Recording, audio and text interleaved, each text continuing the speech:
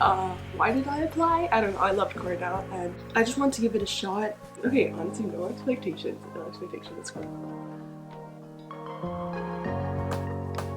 I got it! You got it? Yeah, what? Wait, Cornell! What? Cornell? I got accepted to Cornell 4 years ago. It came as a total surprise because no one in my school in the Philippines had gotten accepted in the past 4 years. To be honest, Cornell terrified me with how different it was from everything I'd ever known. College would be my first time living alone in a completely new country. Did I want this to be in freezing, rural upstate New York where I had no friends or family?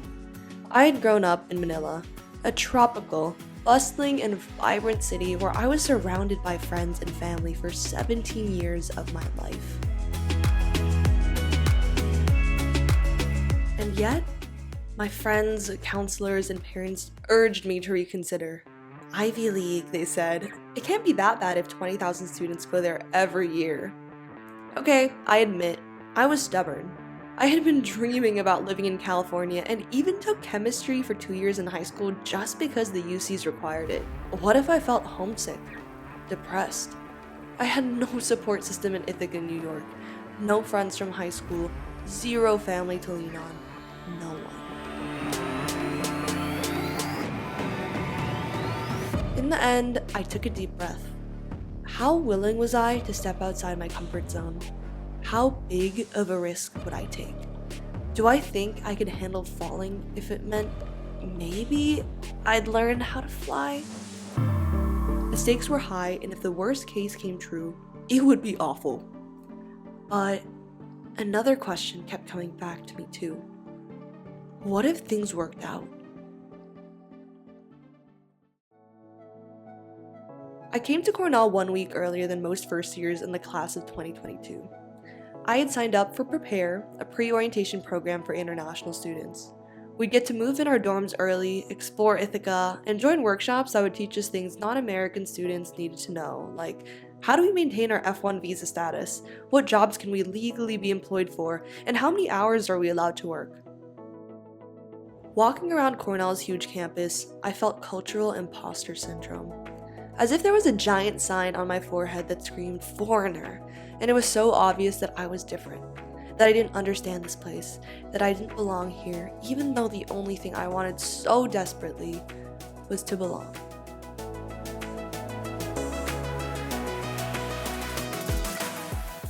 Thankfully, I made a few international friends who could relate, and that was enough to keep me going into actual orientation week. First week of school, club fest, homecoming. In the whirlwind of newness, new activities, new people, new places, a month had flown by.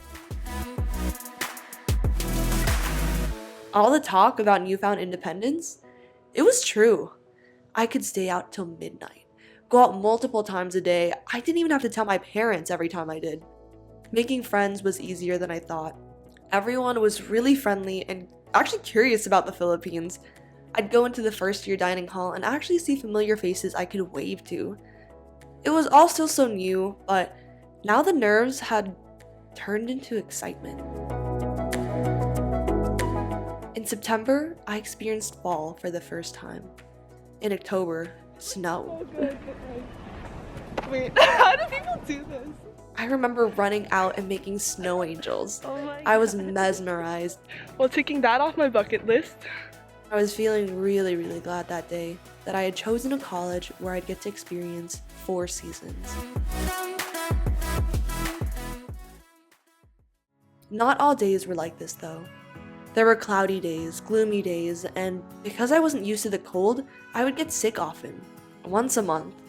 I would stay in and study, and it was prelim season anyway. My first exam was rough. It wasn't like high school where I'd leave feeling like I put my best foot forward. I left feeling like the opposite, like I hadn't done enough, should have done more to understand all the material, and when the test results came back, my score was average, below average even. I had to wrestle with this reality that college academics would only be more rigorous than high school, and if I wanted to get better grades, I would need to sacrifice some other aspect of my life, like sleep or social activities, and I didn't think that was worth it. My main priority was still finding a community I could lean on for the next 4 years.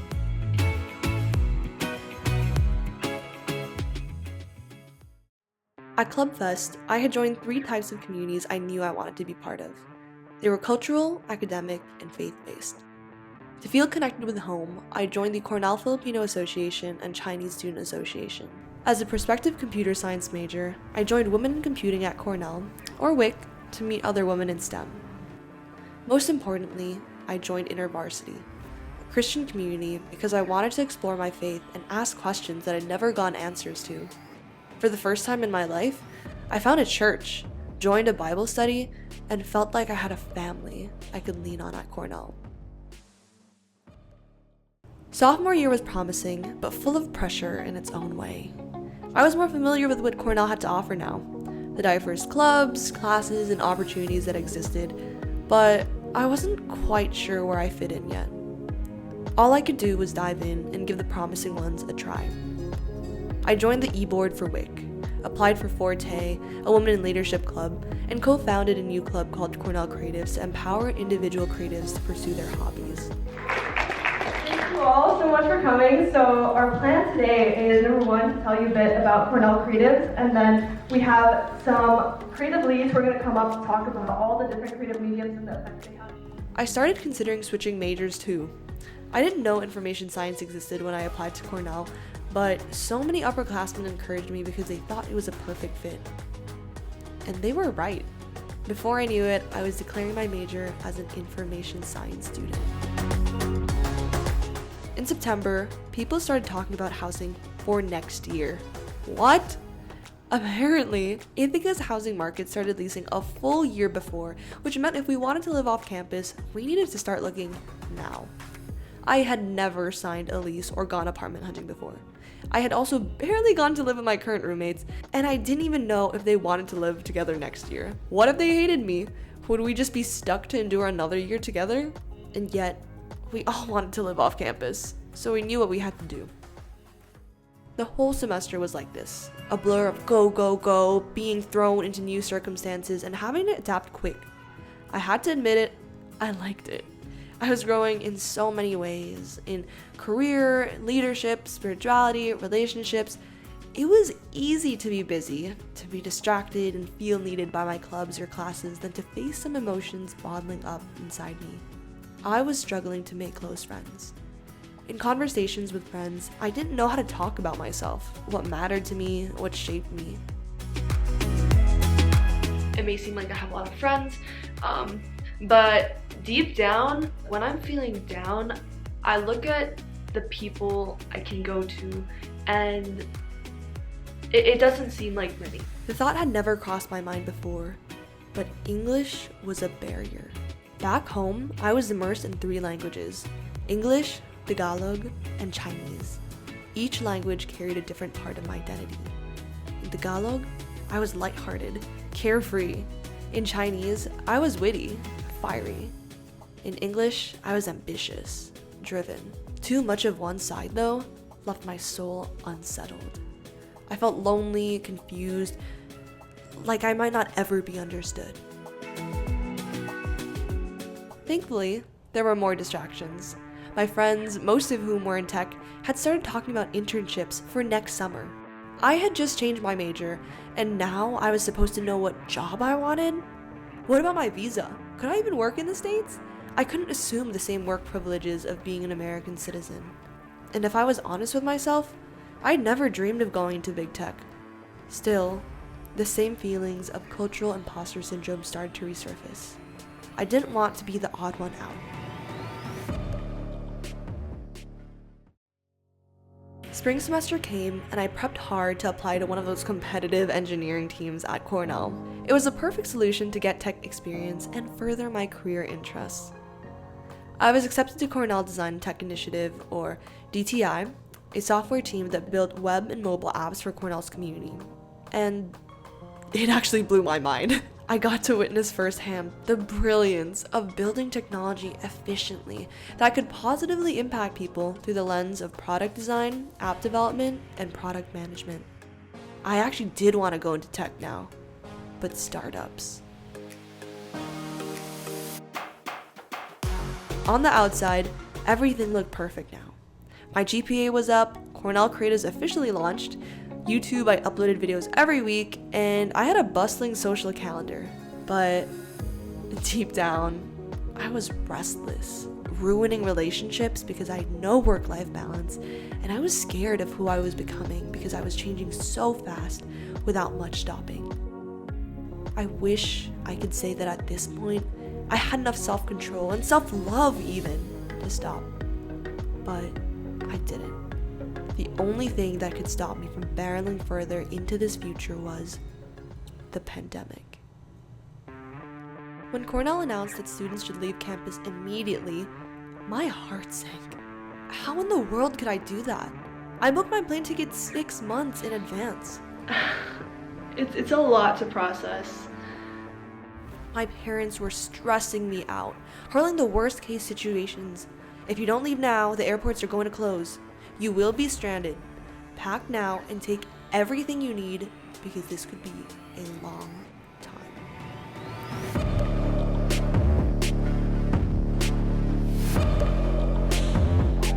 On the plane ride back, I cried. I cried about lost dreams I felt stupid for even having, like the American dream, the 4-year college experience, and my friends, who would now be halfway across the world, my church community, my beautiful campus, all of these things that filled me with joy, I prepared to never see again. When I landed in Manila, the streets were empty. The city was deserted. No cars, no street vendors, no pedestrians, nothing.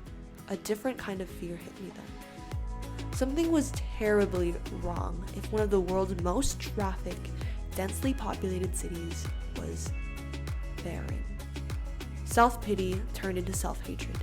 Did I have any right to feel upset when millions of Filipinos were losing their livelihoods right now? When students were forced to drop out of school because they could no longer afford it, when they had to help feed their families because their parents were being laid off. I suddenly felt so ungrateful, so entitled, and so selfish. I felt so helpless in quarantine that I scrambled onto my laptop and launched myself into my next project, Donate COVID-19. A simple website compiling donation resources to support frontliners in each state or country. In April, classes resumed online, but I didn't care.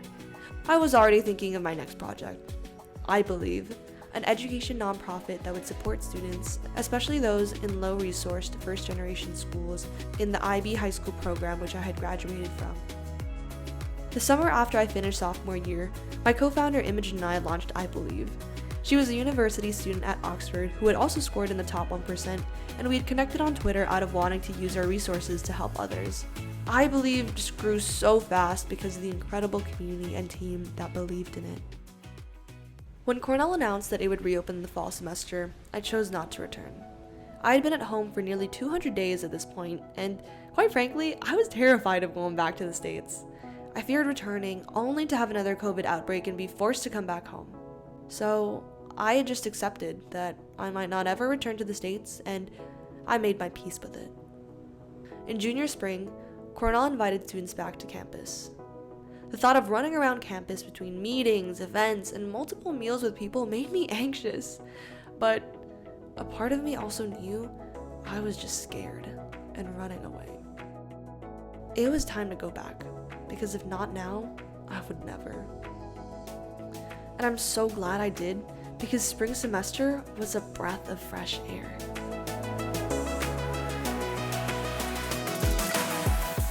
I will never forget that spring, because it was the first time in my life I felt human. A human who was happy to be alive, to breathe in clean air and watch quietly as birds flew over the lake. There was wonder in my eyes, and I felt at peace, not working, not doing anything, just still. I stayed in Ithaca that summer. Summer was perfect. We went whitewater rafting, swimming in waterfalls, stargazing, swimming, biking, ice cream touring, repeat for 8 weeks. I will never forget that summer because it was a huge turning point for my faith and spiritual journey. That was the summer it finally clicked for me, that God really loved me. Not because I did anything worthy to deserve it, but simply because of who God is. It was never about me trying to work my way into success and do good deeds to feel worthy of love, as I often felt like I needed to growing up. With God, His love was a free gift. There was nothing I could have done to deserve it, and yet, love compelled Him to give freely. It compels us to give freely. And so finally, I accepted it. I accepted the love I never thought I deserved, and it forever changed me.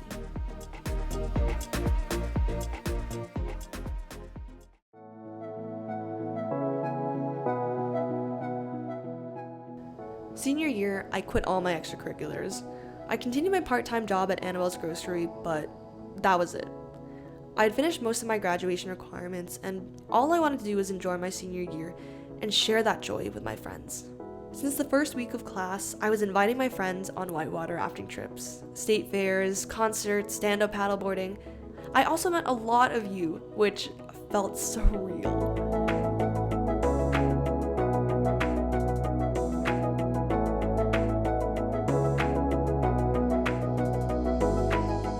I couldn't believe it, but campus felt as vibrant as it did my first year, and it felt like things were really going back to normal.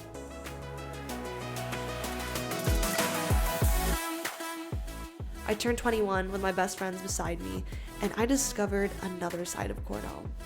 The nightlife. Bars, parties, wineries, cideries. I'd go to New York City, friends would visit me, and it was high after high, and then low after low. Sickness, heartbreak, grief, hopelessness, things I'm not yet sure how to talk about here, but let's just say by Thanksgiving, there was healing, acceptance, forgiveness, and at peace, or at least we were on track.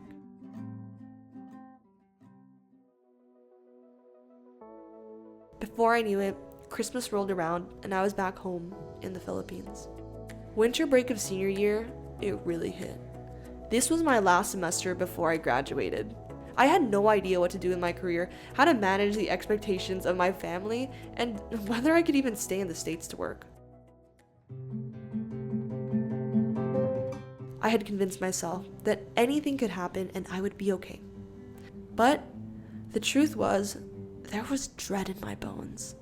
I was really anxious about the future. I was torn between trusting God's timing and trying to just take control and apply to any job just so I would have security. But I knew there was nothing in front of me that felt right. So, I just continued, waiting patiently on God and focusing on treasuring the last few months I did have at Cornell. In March, 2 months until graduation, I was checking my emails when I noticed open applications for entrepreneurship grants and programs to support new grads on their startup ventures. I immediately thought about IBlieve and the push we could get if we were able to secure funding, coaching, and a network of social entrepreneurs. I thought, why not shoot my shot? So, I wrote up the applications, filmed my pitch, submitted, and never looked back. By April, I had heard back from all 4 grants. I had gotten accepted to 3 of them. It gets better. In the same week, I had gotten my employment authorization approved, which meant I could legally work in the States and re-enter if I were to leave the country. The week after, I got a job offer.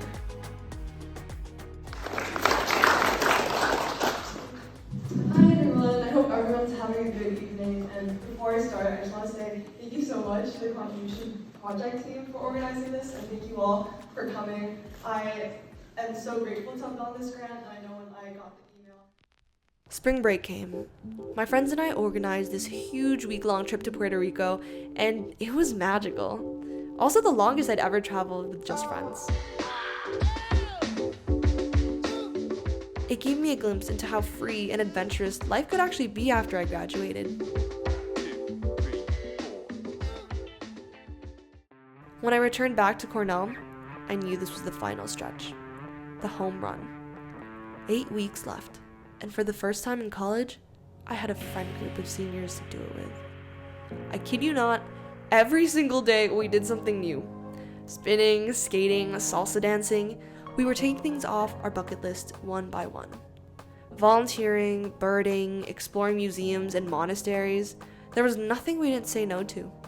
Sunrising until 7 a.m., boating on Cayuga Lake, climbing up roofs. Oops.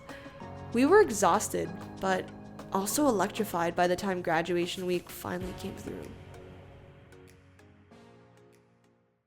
On May 28, 2022, I graduated with a Bachelor of Arts from the Bowers College of Computing and Information Science, the first college at Cornell named after a woman. Congratulations.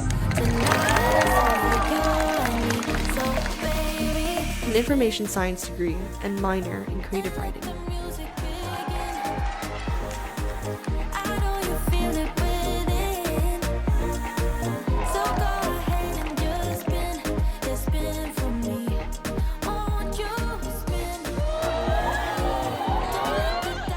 I look back, and I think as Cornell's class of 2022, we were so lucky to have a full 1.5 years of college, then graduate now in person with all of our friends and family beside us. We were a bridge between the pre- and post-pandemic college experience, and of all the classes, I think we got true closure. So, this video is a cheers to you, class of 2022. You frigging did it. Let me show you a place.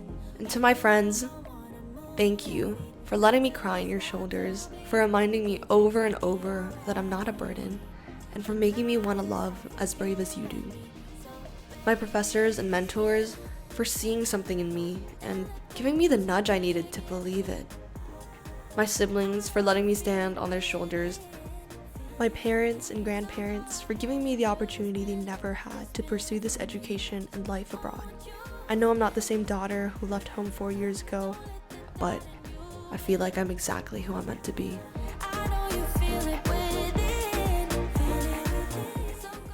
God, for meeting me on this hill 4 years ago. It feels like I've been waiting for you my whole life, and I finally found you. I have never felt more loved since that moment. And don't worry, I didn't forget. Thank you, yes, you behind the screen, for being part of this crazy journey. I started making videos when I was 13 in middle school, long before I dreamed of studying abroad. You've been with me since then. I'm 21, and trust me when I tell you this is only the beginning of my YouTube journey. I've had the full 4-year college experience as an international student, and looking back, there are so many videos I wish I had, but hey, they say you gotta create what you wanna watch yourself, so I promise I will make them now for you. I also want to honestly chronicle my life with you after graduation as I enter the real world, because God knows that transition can be scary.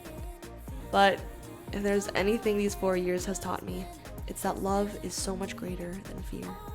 The world is so big and beautiful, and just like I spent the last year sharing that joy with my friends at Cornell, this coming year, I'm going to share it with you. So I hope you subscribe so you don't miss that. But for now, I hope you'll just enjoy celebrating everything you've achieved and persevered through this year and the last 4.